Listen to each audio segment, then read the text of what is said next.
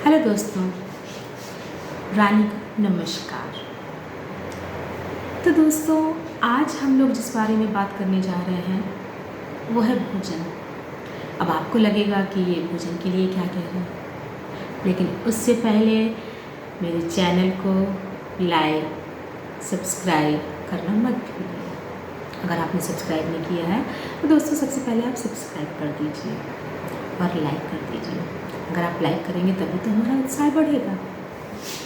तो दोस्तों, आज का जो हमारा चर्चा का विषय है वो है भोजन।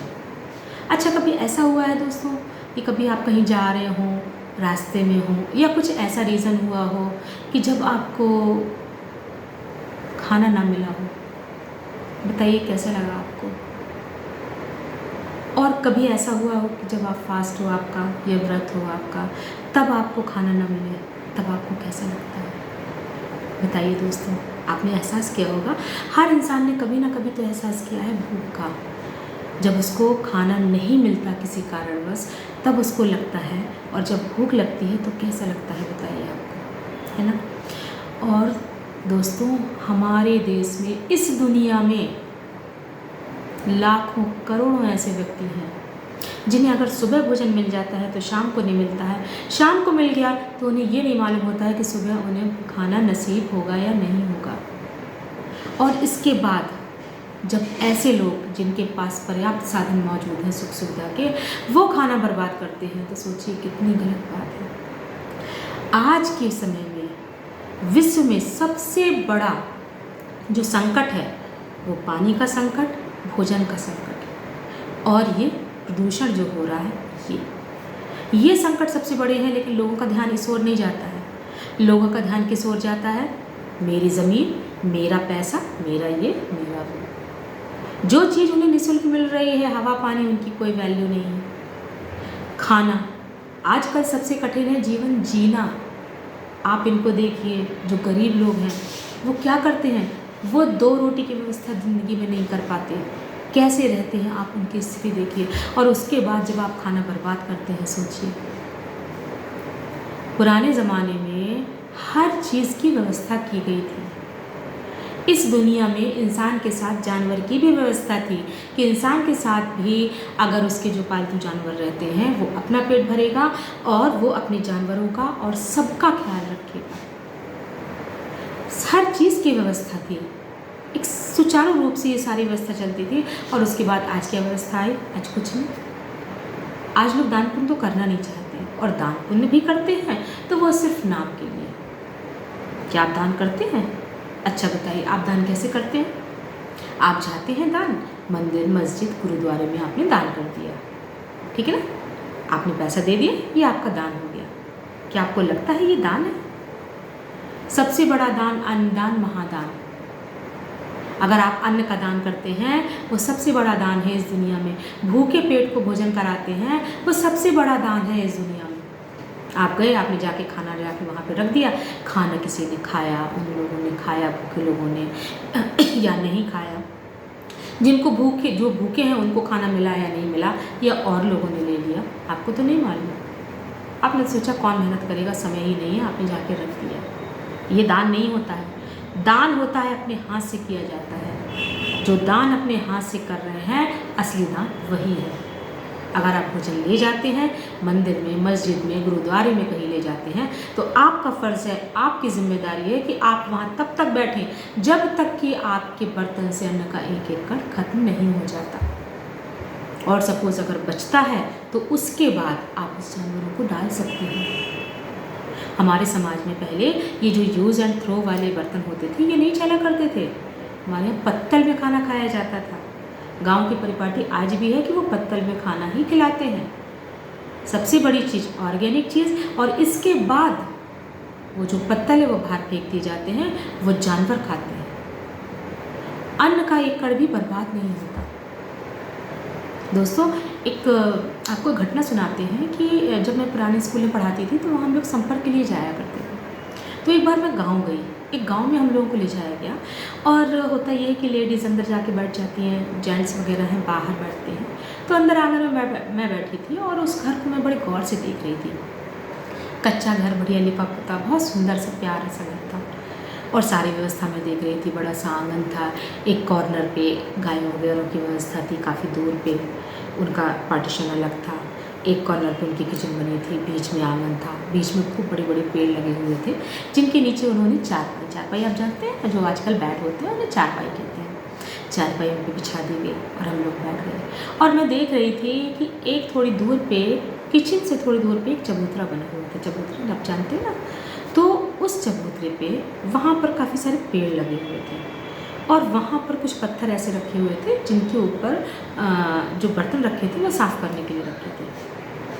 और मैं देख रही थी कि इसे कहते हैं हमारी पुरानी व्यवस्था, कि जब वो बर्तन साफ़ किए जाते थे उस बर्तन में कोई ऐसी केमिकल वाली चीज़ नहीं, कोई साबुन नहीं। आप ये सोचिए, राख जानते हैं ना, चूल्हे की राख, उन्होंने साबुन का एक टुकड़ा भी नहीं उठाया और उन्होंने राख से बढ़िया साफ बर्तन मांजे। तो सबसे बड़ी चीज़, मिट्टी में भी कोई केमिकल नहीं गया। दूसरी चीज़, बर्तन जो साफ़ किए वो सारी चीज़ें, सारा पानी जो नीचे गया, जो पेड़ पौधे लगे थे वहाँ पर गया। और तीसरी चीज़ उनकी, जो सबसे बड़ी चीज़ थी उनकी, कि उन्होंने खाने के जो बर्तन, जूठे हुए बर्तन थे, गंदे बर्तन थे, उनको सबसे पहले उन्होंने एक पानी में धोया और उस पानी में जब सारा जूठन इकट्ठा हो गया, उस पानी को ले जाकर उन्होंने जाके गायों के पास रख दिया ताकि गाय उसको खा लें। सोचिए कितनी अच्छी व्यवस्था थी हमारी पुरानी ग्रामीण व्यवस्था थी, कि उस ग्रामीण व्यवस्था में एक अन्न का कण बर्बाद नहीं हुआ, एक जल की बूंद बर्बाद नहीं, और उन्होंने कितने अच्छे तरीके से उन्होंने सारी चीज़ों को मैनेज किया था। आज हम लोग गांव जाने से डरते हैं। लोग कहते हैं अरे गांव में क्या है, सुविधाएं नहीं है। गांव में बहुत कुछ है, गांव में एक अनुभव है, आप उनके लोगों से मिलिए तो दोस्तों यही मेरा कहना था। भोजन के लिए कितने लोग तरस रहे हैं। आजकल ये पूरे विश्व में युद्ध हो रहे हैं, कहीं यूक्रेन का, इसका, इजराइल का, हमास का, ये सारे युद्ध हो रहे हैं किस चीज़ के लिए? बस जरा सी आन बान शान के लिए। और असली जो कहा जाए तो असली जो हमारे यहाँ मेन चीज़ जो समस्या है, वो समस्या है किस चीज़ की? हवा, पानी और जल की। मोदी जी ने भी एक बार कहा था, आप सोचिए, जब यूक्रेन गए थे तो उन्होंने कहा था कि ये युद्ध का समय नहीं है, ये शांति का समय है। मनुष्य जीवन में और बहुत सारी ऐसी समस्याएं हैं जिनको हल करने के लिए हमको आपस में मिलकर सोचना चाहिए, और हम नहीं सोचते। कितनी अच्छी बात कही गई थी। अभी कुछ दिनों पहले आपको मालूम होगा कि आपको कूड़ेदान बांटे गए थे लोगों को, कि एक कूड़ादान आपको देना है, और सभी लोगों को नगर पालिका की ओर से वितरित किए गए थे और लोगों को मिले भी थे, जिसमें सूखा कूड़ा अलग और गीला कूड़ा अलग। उसका एक सबसे बड़ा उद्देश्य था कि सूखा कूड़ा अलग फेंका जाएगा और जो गीला कूड़ा होगा वो जानवर खा सकते हैं, छिलके वगैरह जो किचन में निकलते हैं। लेकिन नहीं, आपके पास तो समय है ही नहीं। जॉब वाली लेडीज़ हैं, उनके पास इतना समय कहाँ। उन्होंने उठा के सारा कूड़ा इकट्ठा किया, पॉली बैग वगैरह सारी चीज़ें इकट्ठी कर दी। उससे कितना नुकसान होता है। ज़मीन का नुकसान होता है क्योंकि प्लास्टिक कभी भी नष्ट नहीं होती। जानवरों का नुकसान होता है क्योंकि उनके पेट में जाती है, क्योंकि उन बेचारों को अन्न तो मिलता ही नहीं। सनातन धर्म में एक सबसे बड़ी प्राचीन प्रथा चली आ रही है कि पहली रोटी जो बनेगी वो गाय की, और आखिरी रोटी होगी वो किसकी होगी? कुत्ते की होगी। यानी हम लोगों के यहाँ हम लोग सभी के साथ जीवन जीना चाहते हैं, सबके साथ रहना चाहते हैं। सबके साथ जीवन जीने का हमारा उद्देश्य होता है कि हमें सिर्फ अपने लिए नहीं करना है। ये जो जानवर हैं ये तो फसल नहीं उगा सकते ना, ये कहाँ से कमा के लाएंगे? अगर हम इनको नहीं देंगे तो इनको कौन खिलाएगा? भाई पेट जो हैं, पालतू हैं जो लोगों के घर में, उनको तो शानदार उनका जीवन होता है, लेकिन जो ये बाहर घूम रहे होते हैं जानवर, गाय हैं, कुत्ते वगैरह हैं, और भी हैं, इनको कौन देगा बताइए? आजकल जो सन्यासी वगैरह हैं, आजकल जो ये बाबा जी वगैरह हैं, लोग कहते हैं ना कि लोग कहते हैं कि चींटी को शक्कर दीजिए, शक्कर का दाना डालिए, चिड़ियों को दाना डालिए, उससे आपके ग्रह अच्छे होंगे। और कुछ लोग ये कहते हैं अरे चींटी को दाना देने से ग्रह अच्छे हो जाएंगे। अच्छे हो जाएंगे ग्रह, वास्तव में अच्छे हो जाएंगे। आप सोच के देखिए। अब आप पूछिए कैसे अच्छे हो जाएंगे? सबसे बड़ी चीज़, अमीर हो या गरीब हो, जब आप उसको खाना खिलाते हैं तो उसके दिल से आपके लिए दुआ निकलती है। अब आप सोचिए, जब आप चींटियों को खाना खिलाएंगे आखिर जीव तो वो भी है, जान तो उनमें भी है, चिड़ियों में भी तो जान है। आप उनको खाना खिलाते हैं तो क्या उनके दूसरे मन से कुछ ना कुछ दुआ नहीं निकलती होगी? क्या वो आपको देख के खुश नहीं होते होंगे? चिड़ियाँ हैं, जानवर हैं, बिल्ली हैं, ये डॉगी वगैरह हैं, आप उनको खाना खिलाइए, आप 3 दिन लगातार आप उनको खाना खिलाइए, चौथे दिन से वो आपके दरवाजे बिना बुलाए आना शुरू हो जाएंगे। जानवर भी जानता है, प्रेम स्नेह हर इंसान, हर जानवर सब जानते हैं। तो अगर हमारे धर्म में है कि हाँ हो जाएंगे, आप ये सोच के चलिए हो जाएंगे, कम से कम किसी बहाने तो आपने कुछ दान किया। जैसे जहाँ मैं पढ़ाती थी पहले क्रिश्चियन स्कूल था, और क्रिश्चियन स्कूल के फादर ने बहुत अच्छा रूल अपनाया था रोटी बैंक का। महोबा में एक बाबला ग्रुप है जिन्होंने रोटी बैंक चलाया था, और वो सालों से ये काम करते चले आ रहे हैं। बहुत अच्छा काम है, उनके लिए तो तालियां बजनी चाहिए भाई, बाबला जी के लिए। तो उनका एक रोटी बैंक उन्होंने चलाया था, और उन्होंने सब लोगों के लिए कि सब जगह हर इंस्टीट्यूशन में उन्होंने ये सूचना दे दी थी कि अगर आप चाहें तो आप इसमें आप भाग ले सकते हैं। तो चूँकि क्रिश्चियन स्कूल में जब फादर ने सारे बच्चों को कहा, स्टेज पे उन्होंने कहा कि सारे बच्चों को अपने घर में जाके वो इन्फॉर्म कर दें कि उन्हें 1 रोटी, पराठे या फिर पूड़ी, कुछ भी 1 या 2 आपको एक्स्ट्रा मिलाने हैं। और जिस दिन लाते थे तो सुबह लाते थे, तो सुबह ही या फिर लंच टाइम स्टेज पर रख दिया जाता था एक बड़ा सा बर्तन, जिसमें सारे बच्चे जो भी लाया करते थे 1-2 रोटी या सब्जी जो भी है वो डाल दिया करते थे। तो इस तरह से यहाँ पर रोटी बैंक की एक प्रथा चलती थी और बच्चे दिया करते थे। तो कुछ दिन, काफ़ी दिन चला है वो रोटी बैंक की जो हमारे यहाँ में काफ़ी दिन चला है। उसके बाद एक दिन मैं बच्चों को पढ़ा रही थी, तो एक बच्चे ने मुझसे एक प्रश्न किया, बोले मैम ये बताइए कि सब लोग कहते हैं दान करना चाहिए, दान पुण्य करना चाहिए।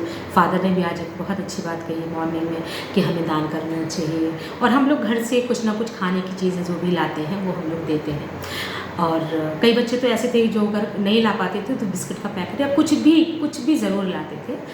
तो सभी ने उसको बहुत दिल से निभाया उस प्रथा को उन्होंने। तो इसके बाद बच्चे बोले कि अच्छा मैम ये बताइए, ये तो हमारे मम्मी पापा का है और हम कैसे दान करें? हमारे मम्मी पापा कर रहे हैं तो आप बताइए हम कैसे दान करें, हमें भी तो करना चाहिए। अच्छा, जब बच्चों ने ये प्रश्न किया तो अचानक मैंने पीछे देखा कि पीछे फर्श पे कोई टिफ़िन लाया होगा और किसी वजह से वो टिफ़िन गिर गया होगा, तो पोहा काफ़ी सारा फैला पड़ा था। मैंने बच्चों से कहा अच्छा ठीक है बच्चों, ये तो आपके मम्मी पापा का है। आपने कहा आप क्या कर सकते हैं? अच्छा आप बताइए, ये जो पीछे पोहा पड़ा हुआ है, ये काफ़ी सारा पड़ा हुआ है, ये किसने गिराया? एक बच्चा खड़ा हुआ बोला मैम, और ये मुझसे भूल से गिर गया है, मैं जा रहा था टिफ़िन लेके, अचानक बगल वाले का हाथ लग गया और वो पोहा गिर गया। तो हमने कहा अच्छा गिर गया तो इसके बाद क्या होना चाहिए? तब से लंच के बाद, ये 5th पीरियड है, तब से ये पोहा वहीं पड़ा हुआ है। आप कहते हैं ना आप दान कर सकते हैं, हाँ आप दान कर सकते हैं। कैसे? आपका ये पोहा गिर गया था। अब इसके बाद इसी पोहा पे लोगों ने, बच्चों ने, सारे ने पैर रख के आपसे गिर गया और आप चले गए, दूसरे के साथ शेयर किया, आपका पेट भर गया। ये पोहा, ये अन्न के कण हैं, बच्चों के पैर लग के पूरे में फैल गया। आपने खाना बर्बाद किया ना। इसकी अपेक्षा आपको क्या करना चाहिए? आप इस खाने को किसी पेपर से आप पूरा समेट के और बाहर जाके किसी खम्भे पे या किसी बाहर पेड़ के नीचे आप डाल देते। वहाँ पर गिलहरी होती हैं, वहाँ पर चिड़ियाँ होती हैं, कई सारे पक्षी आते हैं, वो खा लेते। अब आपकी इस पोहे से सोचिए कितने लोगों का पेट भरता। सोचिए, आप कहते हैं ना कि दान पुण्य करना चाहिए, वो आपका दान होता, आपके हाथ का दान होता, क्योंकि वो जो चीज़ बर्बाद हो रही थी वो चीज़ आपने समेट के, आपने भूखे पेट, आपने जानवरों को, जीव जंतु, किसी को भी खिलाई, आपने खिलाई। आप इस तरह दान कर सकते हैं। ज़रूरी नहीं है कि आप अपने हाथ से दें, खाना बर्बाद होने से आप बचा सकते हैं। आपको कभी घर में लगता है कोई चीज़ बर्बाद हो रही है, मम्मी भूल गई फ्रिज में रखना या कुछ ऐसा भूल गई, आप उनका साथ दे सकते हैं। तो ये चीज़ आपको, सबसे बड़ी चीज़ ये है कि वो भी एक पुण्य का काम है जब हम किसी चीज़ को नष्ट होने से बचाते हैं। तो दोस्तों, दान पुण्य सिर्फ दिखावे के लिए नहीं किया जाता है दान, कि हम गए और हमने किसी को दिया और उसके बाद हमने उससे फ़ोटो खींच ली और हमने यूट्यूब में या इंस्टा पे डाल दिया। नहीं, दान हमेशा गुप्त दान होता है, ज़रूरी नहीं है हमने किया तो हम किसी को बताएं या दिखाएं। और अन्नदान महादान। मैं कभी किसी को पैसा नहीं देती। मैं अगर जा रही हूँ, रास्ते में मैं जा रही हूँ, बस स्टॉप पे, रेलवे स्टेशन पे बच्चे चले आते हैं छोटे छोटे मांगने कि दीदी पैसा दे दो, 5 रुपये दे दो, 10 रुपये दे दो, तो वो मांगते हैं, मैं कभी पैसा नहीं देती। मैं बच्चे को बुलाऊँगी, अच्छा बताओ आपको पैसा चाहिए, किस लिए चाहिए? ओबियसली बच्चे बोलेंगे कि भूख लगी। आसपास जो दुकानें देखेंगे, आपको भूख लगी, चलिए मेरे साथ। दुकान वाले को पैसे दिए, आपको जो खाना है, जूस पीना आप जूस पीजिए, आपको कुछ खाने की चीज़ें खाना हो आप खाइए। पैसा नहीं देती। कम से कम इसी बहाने बच्चे का पेट भरेगा। क्यों? क्योंकि बच्चे की जो गार्जियन है उन लोगों की आदत पड़ जाती है भीख मंगवाने की, या फिर वो जो बच्चे का मालिक है वो ज़बरदस्ती करवाता है और बच्चे को कुछ नहीं मिलता है। तो कुल मिला के मेरा कहना यही है कि किसी को पैसा देने की अपेक्षा, हाँ ज़रूरतमंद को, कोई बीमार हो या किसी को ज़्यादा ज़रूरत है तो आप उसे पैसा दे सकते हैं, लेकिन कोई ज़रूरी नहीं कि आप पैसा दें। आपके पास नहीं है कुछ, आप ये जानवर है, आप कुछ नहीं करते, आप एक रोटी निकालिए गाय के लिए। आपके यहाँ आसपास कुत्ते हैं, आप उनके लिए निकालिए। आप कुछ नहीं निकाल सकते, आपके पास नहीं है, खाना बर्बाद हो रहा है, जो बर्बाद हो रहा है आप उनको दे दीजिए। आपके पास ये भी नहीं है तो आपकी किचन में जो खाना बनता है, सूखा कूड़ा अलग, गीला कूड़ा अलग रखिए, और वो जो है सब्जियों के, फलों के छिलके वगैरह हैं, ये सारी चीज़ें हैं, ये सारी चीज़ें आप दीजिए। आप उसको बर्बाद तो नहीं कर रहे हैं, वो भी आपका दान हुआ, ठीक है ना। तो दोस्तों, मेरा विचार है कि आज की मेरी बातें आपको पसंद आई होंगी। तो दोस्तों, एक बार फिर से लाइक, शेयर और सब्सक्राइब करना मत भूलिए। तब तक के लिए दोस्तों, thank you, have a nice day.